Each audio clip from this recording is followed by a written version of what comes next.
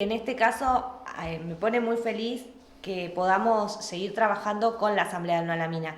Y es otro compromiso que tiene el Instituto, compromiso con la educación ambiental y con los movimientos sociales de nuestra comunidad, entablar lazos con la comunidad. Nos parece que la educación que tiene que aportar a la construcción de ciudadanos críticos no puede estar aislada de lo que sucede en nuestra comunidad y Claro. en ese sentido tenemos que estar constantemente entablando lazos. Entonces, no es la primera vez que podemos trabajar con la Asamblea del No a la Mina. Nos pone siempre muy felices cuando gente como desde la Asamblea o desde otras organizaciones se acercan al instituto y nos proponen cosas o escuchan las propuestas que hacemos y en este caso pudimos organizar este taller gracias a la generosidad de Melissa, que se comunicó con la Asamblea y que propone este taller. Nosotros abrimos las puertas, estamos encargados de cuestiones más logísticas, pero bueno, es Melissa quien va a dictar el taller y nos va a ayudar a seguir pensando sobre esta línea de trabajo y desde esta perspectiva que es la educación ambiental integral que nos preocupa y nos ocupa. Bueno, hay tiempo todavía de inscribirse. Hay tiempo de inscribirse, hay un link. Dale. Si no, pueden escribir al instituto y les pasamos el link, y si no, se acercan esta noche y se inscriben y continuamos. O sea, ahora pasamos todos los datitos de horarios y todo esto para que estén atentos y atentas las y los docentes que nos escuchan, nos ven a diario. Melissa, bienvenida. ¿Venís desde dónde? De Luján. De Luján. Soy habitante de Luján y trabajadora de la Universidad Nacional de Luján. Soy docente de educación ambiental en esa universidad pública y formo docentes de biología, de geografía. Bien, bueno. En esta área. Tiro algunos datos de tu extensísimo currículum, pero me parecen súper interesantes para poner en contexto también que vos ahora vas a contar y que vas a desarrollar en este taller. Melissa tiene un doctorado en la Universidad Nacional de Luján en orientación Ciencias Sociales y Humanas, una maestría en Ambiente y Desarrollo Sustentable, una especialización en Ambiente y Desarrollo Sustentable, ha sido profesora o es profesora adjunta de la asignatura de Educación Ambiental de la Universidad Nacional de Luján. Es becaria doctoral del CONICET, y tengo mucho más para contar, hay muchísimo más para contar, pero bueno, todo esto es lo que le permite a ella hoy poder llevar adelante este taller y estos talleres que realiza. ¿Por qué el vínculo con Esquel? ¿Cómo es el vínculo con Esquel? Bueno, mira, te cuento, en esa trayectoria de investigación que fui haciendo, yo soy profe de geografía, y bueno, empecé a vincularme con la investigación y me interesaron las temáticas ambientales. Y para el doctorado comencé a trabajar con dos conflictos ambientales. El conflicto de Gualeguaychú, que recordarán, que nace con de las pasteras, que es casi al mismo tiempo en que surge el de Esquel, Claro. junto con el de Esquel. Me interesaba ver un poco la trayectoria de los dos conflictos. Y bueno, empecé a trabajar con Esquel. Vine aquí, la gente me abrió puertas de sus casas para acceder a entrevistas, encuestas, es decir, la ciudad me dio de alguna manera una mano de forma desinteresada en mi trabajo que pude concluir y defender con beca CONICET, como decía, continúo gracias a eso, y otros papers como becaria postdoctoral del CONICET. Y al mismo tiempo mi trayectoria docente en educación ambiental me permitió como unificar esas dos cosas. ¿Cómo puedo yo, que no me daba, digamos, una cuestión ética de decir, vine, terminé mi trabajo y no vuelvo nunca más, sino pensar, bueno, ¿cómo puedo dar una mano de alguna manera en lo que es mi campo profesional, que es la educación ambiental? Entonces ahí seguimos conversando con los contactos que quedaron de la asamblea y surgió hacer este taller, ¿no?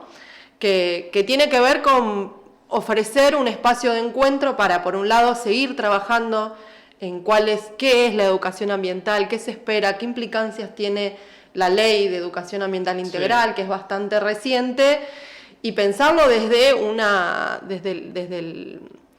las necesidades de una comunidad que está atravesada por el conflicto por el proyecto minero y por otros conflictos vinculados a los extractivismos. La propuesta, y que seguramente será parte de lo que vayan a desarrollar en el taller, cuando vos hablás de educación ambiental, por ahí uno puede pensar, enseñar a los chicos en las escuelas qué linda que es la naturaleza, los animalitos, que hay que cuidarlos, los arbolitos, todo esto, pero vos metés ahí una palabra que me parece que es la que cruza todo esto y que le pone otro tinte a la educación en las escuelas, que es el conflicto. Desarrollar la cuestión ambiental a partir de los conflictos. Claro, a partir de los conflictos, de las problemáticas. Como en todo campo hay como un montón de perspectivas distintas, ¿no? Y hay una perspectiva que es muy fuerte, que es hegemónica, que es esta que vos decís y que por ahí es la que, digamos, es más sencillo ver en las escuelas, que es la del reciclado, la del árbol, ¿no? Pero hay otra perspectiva. Bien, digamos, hablar de algunas cuestiones, pero hay otra perspectiva que es la que justamente inclusive fortalece la ley, que es la de poder problematizar lo que nos pasa, ¿no? La realidad, y que es un poco poner oreja en lo que nos está diciendo esta realidad, ¿no? Donde todo el tiempo tenemos inundaciones, si no es inundación, incendio, tenemos conflicto por el acceso a los recursos, hay como una distorsión entre esto que nos preocupa como ciudadanía y capaz el reciclado, ¿no? Entonces, la perspectiva de educación ambiental que vamos a proponer en el taller tiene que ver con, cómo sintonizamos lo que nos preocupa y lo que nos atraviesa, porque en definitiva tiene que ver con el planeta en el que vivimos, pero del que vivimos, ¿no? De dónde vienen nuestros alimentos, el agua, ¿no? Entonces, eso que nos preocupa, que tiene que ver con nuestras condiciones de vida, con nuestra salud, cómo lo sintonizamos un poquito con lo que podemos discutir en la escuela. Y cuando vos hablas de esto, de educación ambiental, en las escuelas se piensa, la cuestión ambiental nos atraviesa a todos y lo que pasa en cualquier lugar del planeta también nos afecta, pero también esto de regionalizar, digamos, los contenidos a la hora de enseñar, de contarle o hablar en un aula sobre lo que nos pasa particularmente aquí a la vuelta de la esquina. Sí, eso es importante en tanto que eso que nos pasa a la vuelta de la esquina lo podamos problematizar, ¿no? Sí. No necesariamente siempre tenemos que empezar por lo que está más cercano, porque a veces lo más cercano no nos ofrece esta posibilidad, ¿no? Creo que hay una interconexión que nos permite decir, por ahí podemos empezar trabajando por lo que sucede en otra provincia, en otro país, sí, en otro hemisferio inclusive, que igual nos ayuda a pensar nuestra realidad, ¿no? También son problemas globales igual, ¿no? Claro, no hay un conflicto fuerte acá con el tema residuos y en realidad tenés que pensar lo que pasa en el resto del mundo.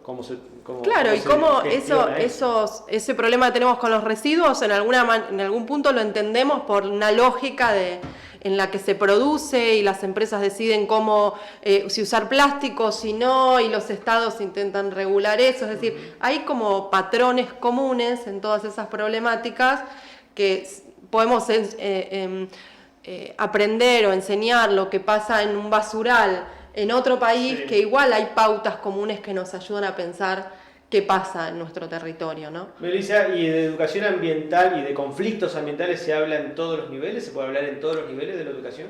Sí, de problemáticas ambientales sí, se puede, digamos, trabajar como un objeto complejo a mirar desde el nivel inicial al nivel superior. Yo soy especialista en educación secundaria, que es mi formación de base. Sí. Tengo algo de experiencia en primaria, no tanto en inicial, y ahí tengo que decir que hay como un debate con especialistas de inicial, que la idea del conflicto, no están tan seguros que se pueda trabajar el conflicto ambiental. Ajá. Pero ese es como un debate ahí como bien propio del nivel. Claro, ¿por qué eso? Porque mientras hablaba pensaba en esto, una de las cosas que surge, ¿no? Es esto que plantean desde algunos sectores, pretendemos una educación desideologizada, enséñenle más o menos a los chicos a sumar y a restar y no le tiren ninguna problemática, o no le bajen línea, o con los chicos no. Claro, sí, todas las narrativas Eso se plantea, digamos, incluso se debate en este tipo de talleres también de cómo plantear estas cuestiones. Claro, en dos planos. Primero, desde el reconocimiento que no existe la desideología. Sí, es complicado. Sí, te salió muy bien, sí. envidio eso. De casualidad, no me pidas decirla de nuevo. Repetímelo así, decilo pero con desa. No existe, digamos, es imposible no tener un posicionamiento político ideológico, sí, aun cuando el docente crea que es neutral, ¿no? En la neutralidad hay un posicionamiento ideológico. Y de ahí, digamos, ese es como el punto de partida, ¿no? Sí. Decir, bueno, acá todos estamos hablando desde algún lugar. Y lo otro que vamos a intentar en el taller es, fortalecer argumentos, ¿no? Es decir, cuando tenés esto, que quizás hay un directivo, hay inspección, alguien que está mirando y dice, no, acá estás con un conflicto ambiental, estás metiendo ideología, ¿qué herramientas tenemos como profe para decir, acá hay una ley, esto está en consonancia con esta ley, claro, con este contenido, con el temario de la disciplina escolar que yo tengo a cargo? Es decir, un poco las dos cosas, la práctica, ¿no? De cómo, claro, de cómo desde la práctica podemos fortalecer también nuestras propias justificaciones a partir del encuentro con los docentes para decir, sí tengo que enseñar esto y sí lo puedo enseñar de esta perspectiva, y no es estar haciendo militancia en la escuela, sino claro, es estar enseñando desde una perspectiva crítica, ¿no? Sí. Se habla tanto de la escuela que tiene que tender al pensamiento crítico, eso de alguna manera tiene que hacerse carne en las propuestas educativas, y lo que intentamos con el taller es ofrecer un espacio donde, además de que, poder acompañar la formación permanente de los docentes que están actualmente a cargo de cursos y demás, sí, también tener un espacio donde, hay este grupo de docentes que están preocupados en cómo enseñar estos temas en un contexto por ahí tan complicado, cómo nos fortalecemos, qué te sirvió, qué le sirve a uno, cuáles son las buenas experiencias, claro, cómo se puede seguir intercambiando. Claro. Bueno, estamos hablando con Melissa Estrella, quien estará a cargo de este taller que se va a dictar a partir de hoy a las 19 horas en el Instituto 809. En un rato ya pasamos los datos de los dos encuentros, porque uno será hoy y el otro será en la jornada de mañana, y todo el resto de los datitos para inscripción y esto que ustedes tienen que saber si están interesados en participar. Ceci, hablando de esto que planteábamos recién con Melissa, vos sos profe de historia. Sí, soy profe de historia.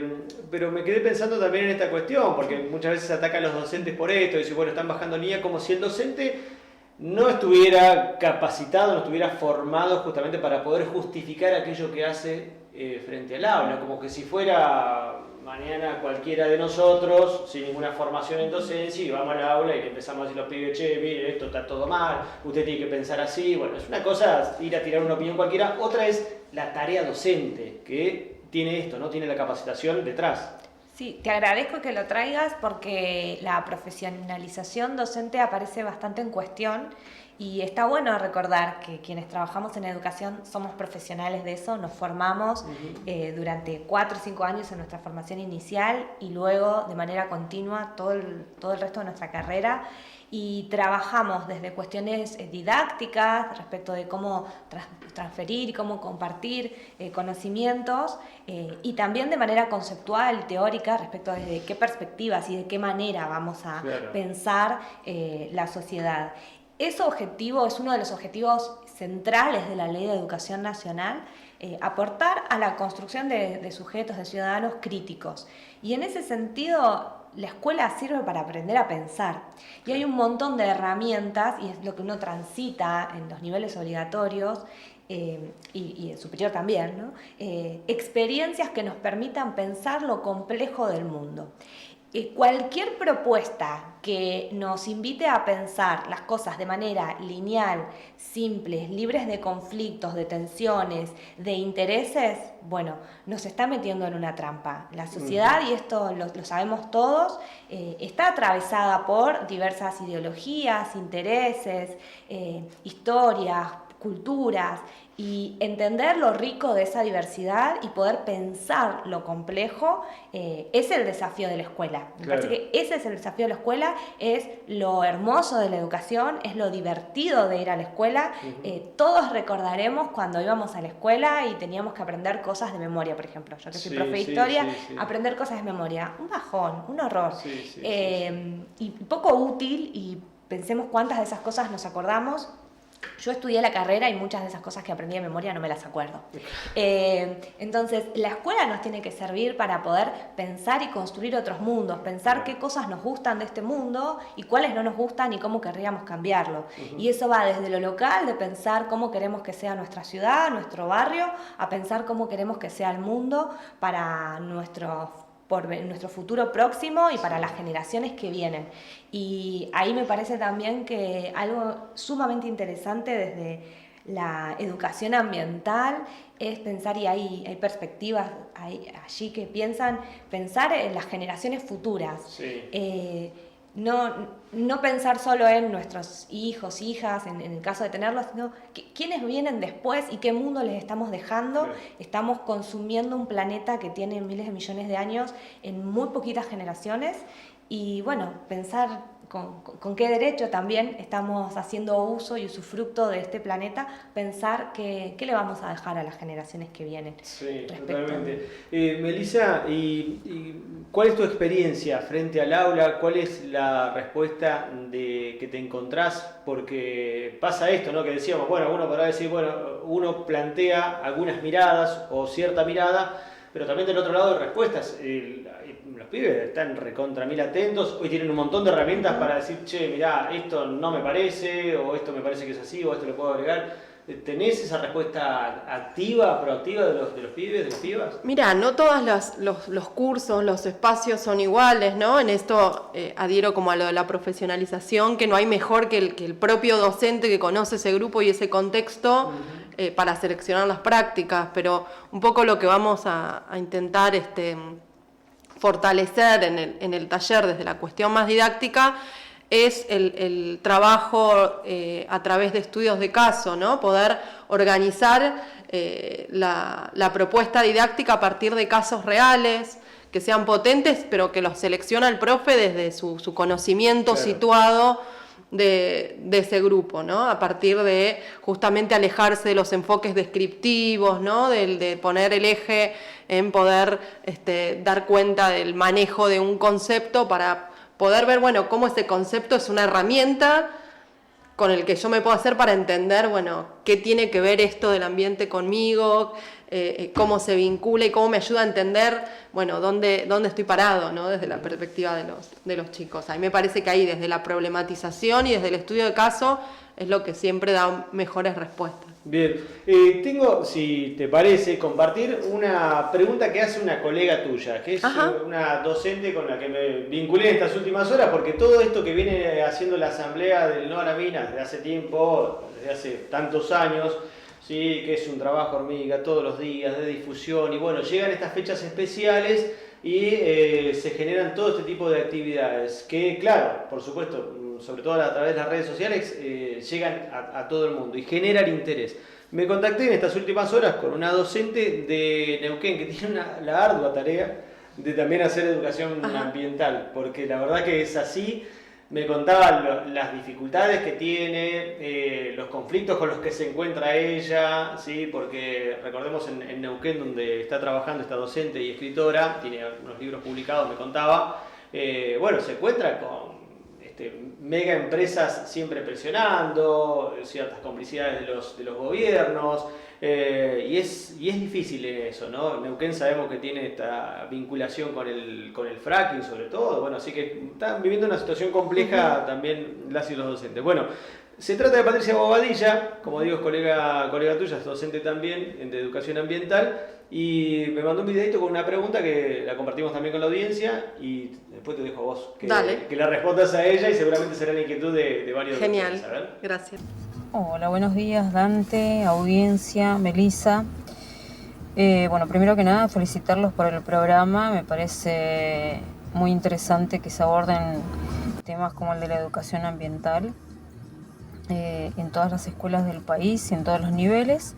Y bueno, quería trasladarte una inquietud, preguntarle a Melissa con qué obstáculos se ha encontrado ella en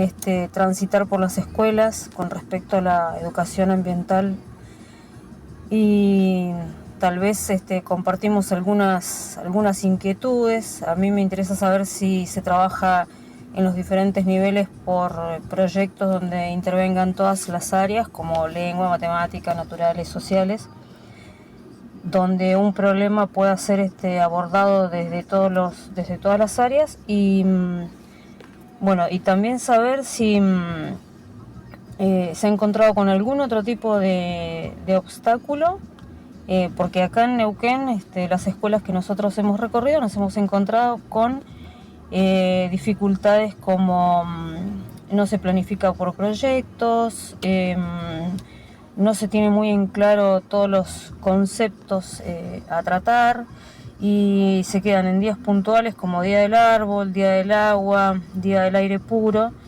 Día del Medio Ambiente, y solo eso. O sea, se aborda la educación como una efeméride, y realmente así no se da ningún proceso de aprendizaje. Bueno, quisiera preguntar muchas cosas, pero me conformo con esas dos respuestas. Muchas gracias, un saludo a todos. Bueno, le agradezco a Patricia que se copó en esto de poder mandar también una inquietud, o por lo menos dos, decía ella. Una, entiendo, la vinculación con otros espacios, ¿sí? Y por otro lado, esto más allá de las efemérides. Claro, sí, tiene como bien claro los desafíos, ¿no? Los obstáculos. Por ahí desafíos es un poco más optimista pensar que todavía estamos a tiempo de poder transformar algunas prácticas que están muy enquistadas, ¿no? Pensar que la educación ambiental puede ser un día descontextualizado, ¿no? O que eso tiene sentido, ¿no? En tal caso, para muchos actores, sobre todo los que tienen capacidad de decisión, están muy felices de que se trabaje educación ambiental un día con una colecta, con una cosa puntual, y que después desaparezca para siempre, porque ahí le quita totalmente la capacidad de ser un proceso que lleve a cuestionar algo, ¿no? Es como que la pone, le da como un carácter aséptico, ¿no? No le molesta a nadie. Entonces, ahí me parece que hay una clave para poder pensar estos desafíos y no desanimarse, que es que la educación ambiental resuena hace 50 años, ¿no? Sí. Y en realidad las cuestiones más de perspectiva crítica empezaron a aparecer más en la escuela hace mucho menos. Y aparecen discontinuadas, ¿no? Durante los 4 años anteriores se formó desde el Ministerio de Educación un equipo que pudiera producir contenido, llegar a cada provincia, a cada jurisdicción desde una perspectiva renovada, y eso ahora no existe para nada más. Entonces, lo que sí tiene permanencia es las campañas de las empresas que te dicen cómo es educación ambiental, que hacen responsabilidad social empresaria llevando a la escuela determinados materiales, ¿no? Sí. Sin ir más lejos, hay materiales de educación ambiental de Barrick Gold, ¿no? Entonces, bueno, ¿qué va a hacer Barrick Gold? ¿Va a decir, trabajemos con un problema, o va a decir, llevemos a la escuela vasitos térmicos para reducir el uso de descartables? Bueno, claro. Esas contradicciones están, y lo que necesitamos por ahí para estos desafíos que señalaba la compañera, es pensar, bueno, cómo fortalecemos los espacios de formación inicial y permanente, justamente para ayudar a la profesionalización, para dar herramientas a que los docentes puedan, a pesar de las condiciones del trabajo docente, que no tampoco colaboran en que uno diga, me junto a planificar, hacemos este proyecto, ¿no? Bueno, cómo fortalecemos esas herramientas para hacer un poco de contrapeso frente a esta perspectiva que quiere hacer de la educación ambiental algo que exista pero que no le moleste, que no afecte los intereses de nadie, ¿no? Tal cual. Y ahí está bueno pensar también cómo esto de los proyectos puede ser como un horizonte, es decir, ¿qué sería lo ideal? Bueno, que en una escuela las docentes, el equipo directivo se pongan de acuerdo, piensen, bueno, tenemos este problema, cómo lo mira las ciencias sociales, qué aportan las ciencias naturales, y pensar un proyecto institucional. Eso puede ser un punto de llegada. Mientras tanto, por ahí en esta batalla ahí que uno empieza a hacer con las herramientas que tiene, se puede empezar desde desde incluir alguna propuesta desde el propio espacio curricular.